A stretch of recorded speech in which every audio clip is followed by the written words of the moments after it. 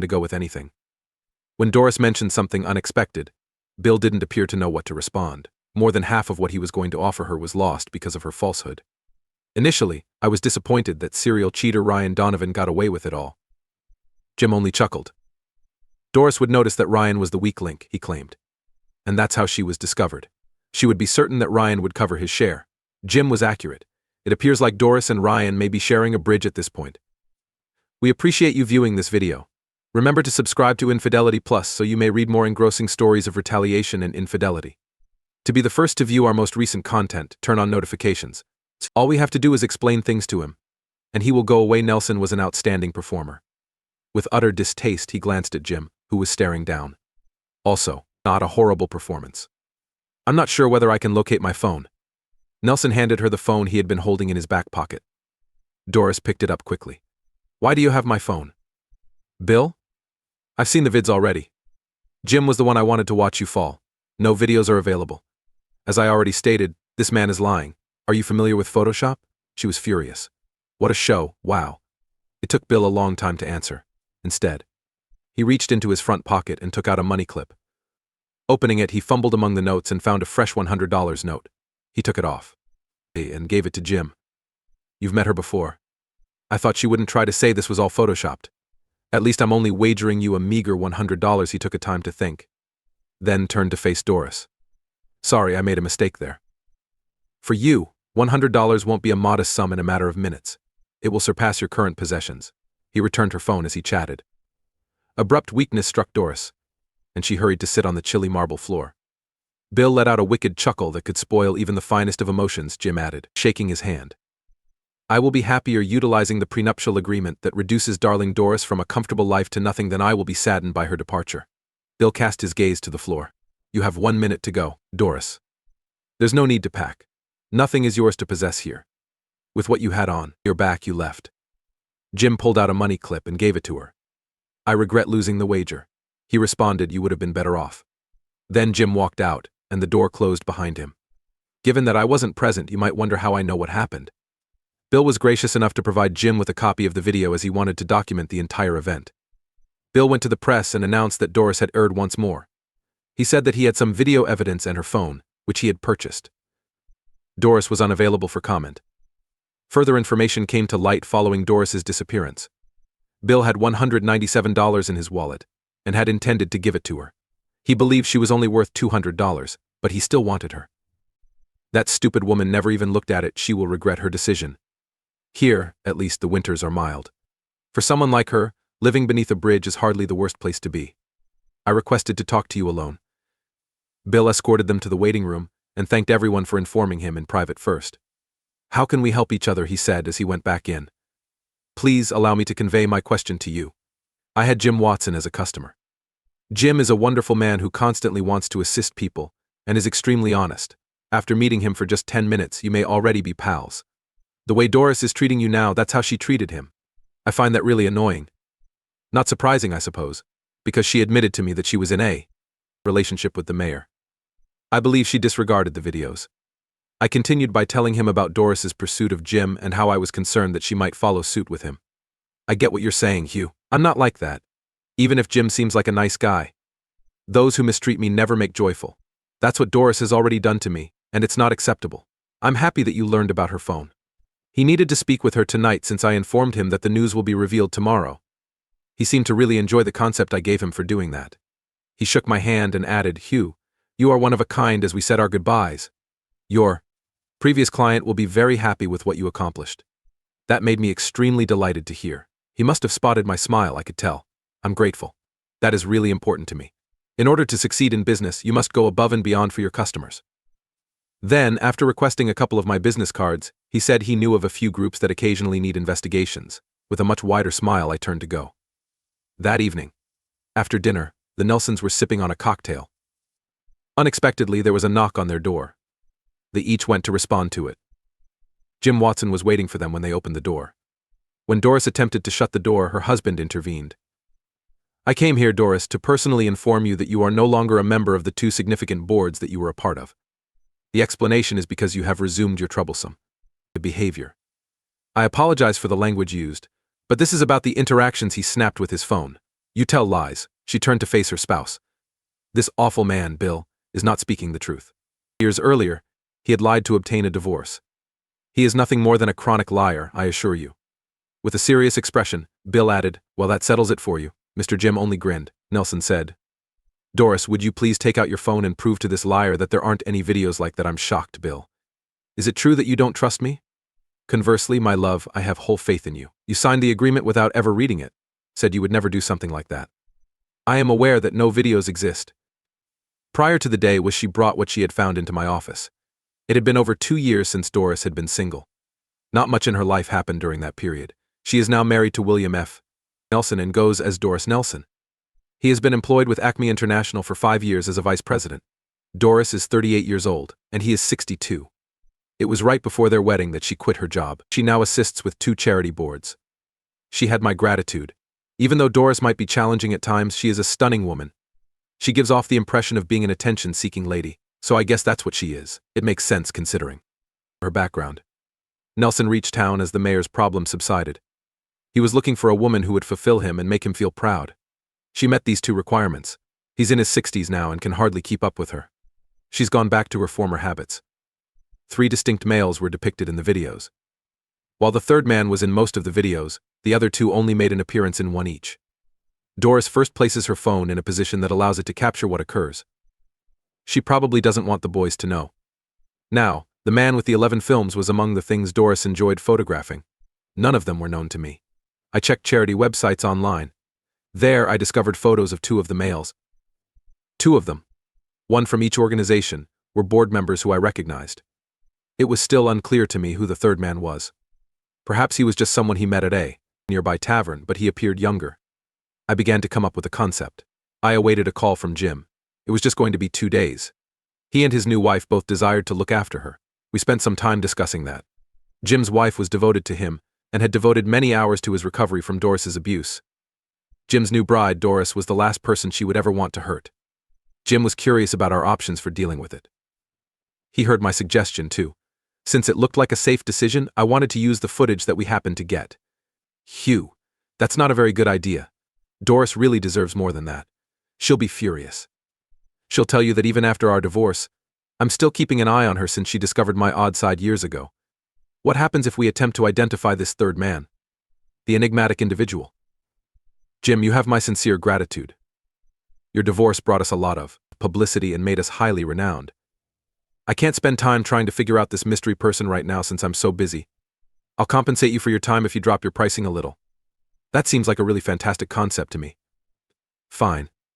Every Wednesday at noon and every Thursday at 3 o'clock she meets this guy. During those 2 days we can follow her to see if we discover anything. For 40% off I'll do it. Instead, how about 50%? You're an experienced bargainer. Locate the 50%. We can discuss my price once more in a week if we haven't found anything. When Wednesday finally arrived, we found nothing. Her covert rendezvous was interrupted at 1 o'clock by a meeting she had. I went to a hotel with her on Thursday. The manager was her mystery man, much to my astonishment. He handed her a key and disappeared into the back room as she entered the office.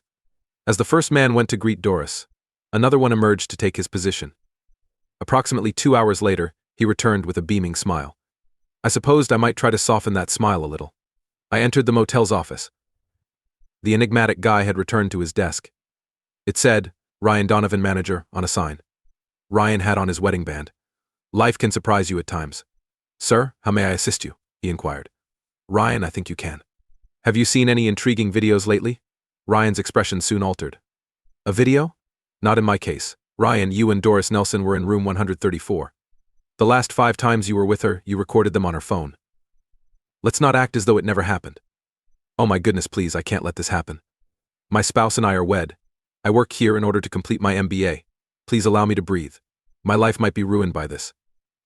I've got some wonderful news for you, Ryan. I don't want to hurt you. But Doris is another story. We shall proceed as follows. I gave him my strategy explanation. Yes, he replied. Then I told Jim about my new concept over the phone, and he too agreed.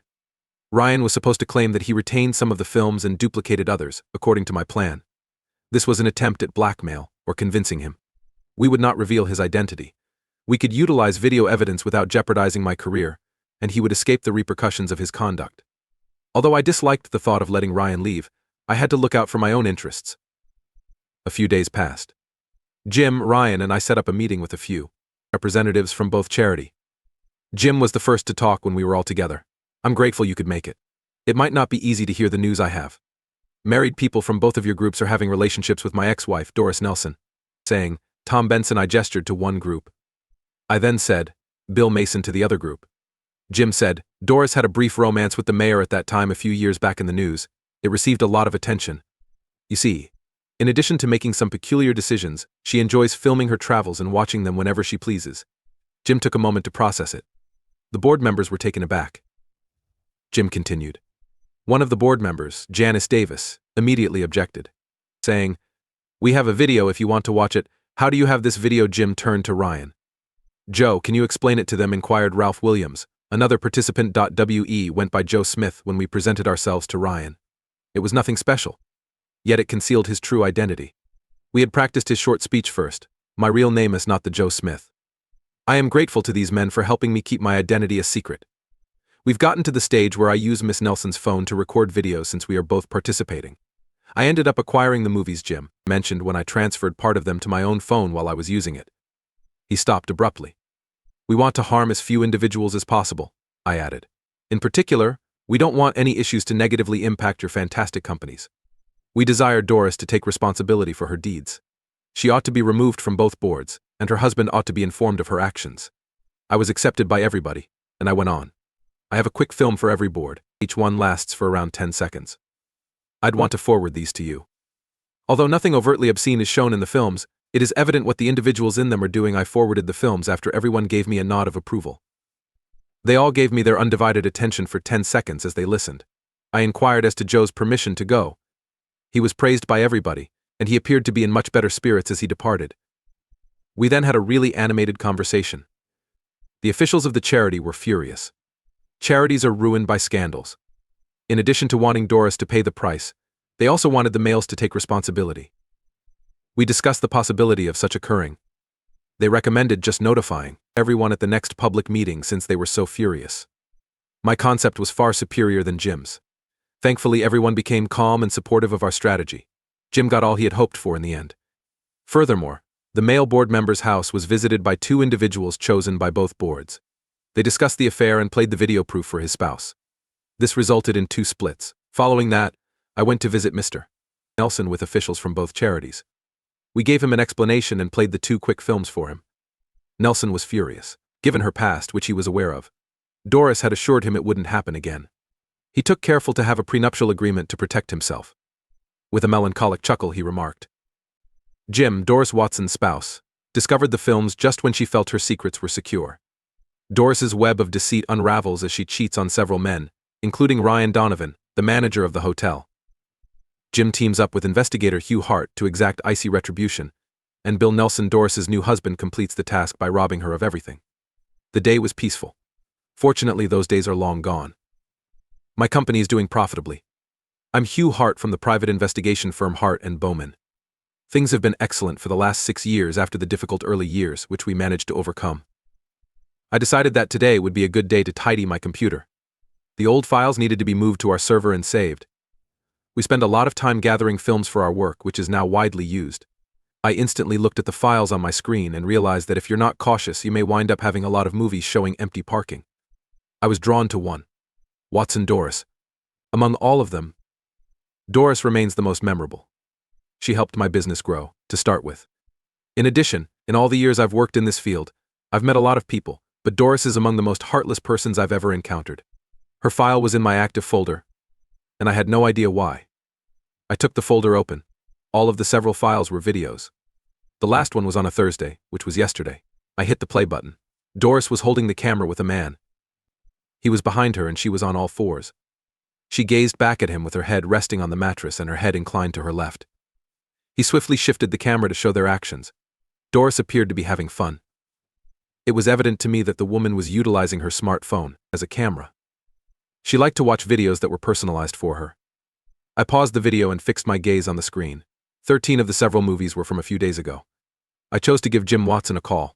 He had requested me to investigate potential infidelity with his wife. I looked up and called Jim's phone. It's Hugh Hart, Jim. Hugh? Yes, indeed. It has been a while since I last heard from you. As far as I can recall, it's been almost 6 years. That seems about correct. Hugh, may I ask you a question? Why do you want to call me now? I would rather not talk about it on the phone.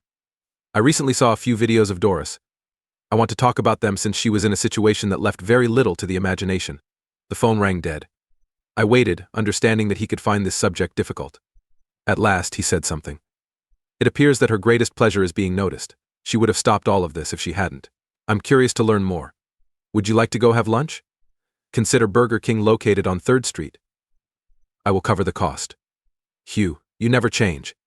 You can't tell me I'll pay for fast food and then expect me to trust you, right? I want to be believed, but by whom? If I can get you to pay, that would be great. I'm only attempting to assist you, he snorted quietly, nearly laughing. Like every day, how about noon? Would 12.30 work instead? In order to have an intelligent discourse, I would want to review what I have.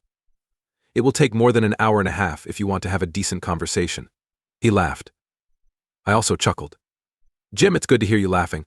I hope all is well with you. I'll see you at 12:30. Jim never seemed to chuckle to me after our final conversation. He appeared to be depressed. He had been harmed by Doris's actions. She was extremely nasty, you know? I started going through files to see what I could. I saw a great deal, but I didn't learn anything. Most things about Doris I already knew. At the agency, our primary responsibility is to determine whether an individual's spouse is being unfaithful. The majority of the time, we find out that they are, but often, it's about two individuals that aren't meant to be together. Divorce benefits both parties in some situations. That wasn't how Jim and Doris Watson were. Jim Watson is the nicest man you will ever meet. Doris had no justification for being unfaithful, and she had no justification for hurting him once she was discovered, even if he was offended by her behavior. It doesn't mean they won't fight when I explain that divorce can benefit many of the couples we treat. They frequently argue fiercely even, over insignificant issues like who gets to split the post-it notes. Truly retaliatory acts are rare. You never witness the cheater getting even with the other. Brutal. I viewed the tapes and thought of the Watson divorce. Although nasty, Doris is nevertheless quite attractive and has a superb sense of stagecraft. I was able to let go of the need to calm down before leaving work by keeping myself busy. I wanted to tell Jim everything. Jim was seated and eating his burger when I walked in. After placing my order and receiving my meal, I sat down with him. He got to his feet. We exchanged handshakes. Then we took a seat and struck up a conversation. Jim, it's been a long time. How are you doing? Yes, things were difficult for a while, but things do change. I was terrified to go on dates for about a year after Doris. It took a while to meet someone even after that. I was ultimately introduced to a widow with 2 little children by a woman acquaintance at work. In March of last year, 3 years ago, we tied the knot. I have 3 amazing kids now. There has never been a greater life. 3? Yes, our one and hers too. 1 guy and 2 daughters. He declared, the boy is mine. He took a time to gather his thoughts. I have to change the way I think. I would want the females not to find out. They also hold significance for me. Jim, you're a terrific man. I get what you're saying. The boy is your kid, and you cherish each and every one of them. We ate our hamburgers and fries while chatting about small matters. I had a surge of recollections as we concluded our meal. Jim? Following your ordeal, my business saw significant growth. Doris and the mayor are mostly to blame for Hart and Bowman's current 6-person staff. Yes, but like I said, she gets a little too excited about being around other people. That is more important to her than utilizing her intelligence to avoid danger. You're not mistaken. Have you ever shown her any of the movies that we downloaded into her phone? I didn't. She just shut down and wouldn't talk when I asked her about it. I began the divorce procedure, and as you recall, I gave the mayor's wife 1 video. Well, certainly now that you bring it up. Did she file for divorce using that video? No, I didn't provide a copy to her. She proved to be a dangerous person to be around. She headed straight for the press. The mayor talked a lot about law and order, and she and him had a few children together. She exposed the fact that he was lying. It ruined his standing. Despite being equally involved as everyone else, Doris was referred to as a troublemaker. Hart and Bowman became the center of attention due to the happenings. We all know what occurred next. However, Doris became quite furious when I showed the film to the mayor's wife. I had no right to pry into her personal life, she informed me. It seemed unbelievable to me. Is that what infuriated her? No, I answered. I informed her that recording oneself would not grant her privacy. She took that to mean that I liked to watch.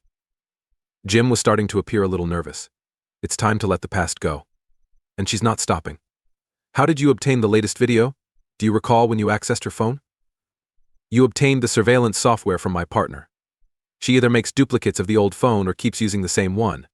The spy software continues to function and provides me with daily updates.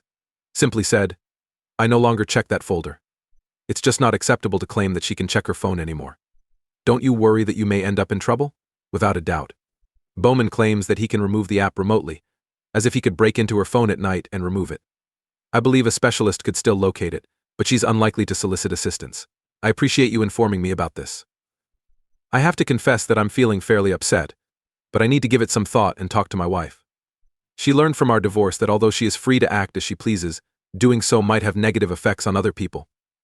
She thinks that by following her passions, she might damage lives. It's not just like that. I will remove the application. As of right now, you were still with her when I put it on your phone. I neglected to remove it. We erased it together with all the newly generated files as soon as I discovered my error. Now I'm positive I won't get into any problems. That is all I can ask for. We'll have to find another means, even though I would really like to show her new spouse a video. I'll stay in contact. Taking chances is sometimes necessary in life, not out of thrill or vanity, but rather because it's the correct thing to do. This seemed like the wise decision. Doris did not cast a shadow. Rather, she took up boldness. The mayor's spouse was committed to removing him from office. It was time for Doris to do something. Both the mayor and her were at a loss. Her spouse took pleasure in witnessing her interact with other guys. Most of the interactions that he videotaped were intended only for him. It wasn't just words. She even threatened to give the media access to the footage, claiming they would support her allegations. Jim never understood how little attention her tale received. The mayor's wife was a woman who was obviously affected by treachery. Everyone was aware that the mayor had cheated on his wife before. Doris yelled loudly, but her voice became lost in the tale of the impoverished, defenseless mayor and his adulterous wife. The mayor attempted to bolster Doris's remarks. All they could do was laugh at him. 3 ladies at least came forward to admit they had dated him. Perhaps 6 more stated he'd approached them, but they'd turned him down. In addition, anybody investigating Jim's past found a model of conduct nonetheless. Friends and relatives disregarded Doris' advice. Jim was deeply humiliated by her persistent remarks. Though they didn't really believe her, they did question why she would make herself stand out by saying such things. Nobody could understand why she wanted to draw attention to herself, particularly if her goal was to harm Jim. To spare her feelings, Jim chose to file for divorce on the grounds that they could not stand one another. Not because he had cheated on her. The mayor's wife started her campaign once he made his decision. Doris then turned around and reported him on her own, claiming that his peculiar actions were just as wrong as infidelity. Even those in the vicinity stopped to consider it since she seemed so confident in herself, which was surprising and difficult to comprehend. I saw Jim get depressed, then much more so till he was truly down. His new films now appeared out of the blue. I had to figure out how to assist Jim balance the score. I was prepared to take a chance and wait 6 years, but I was also eager to do it. I considered giving Doris a closer look. Perhaps I could discover anything helpful. Nothing had happened for a while, so I hadn't looked at my notes on her. However, she has already uploaded 13 new videos in the previous 17 days. I requested our helper to find out some details on Doris Watson, who separated roughly half a decade ago.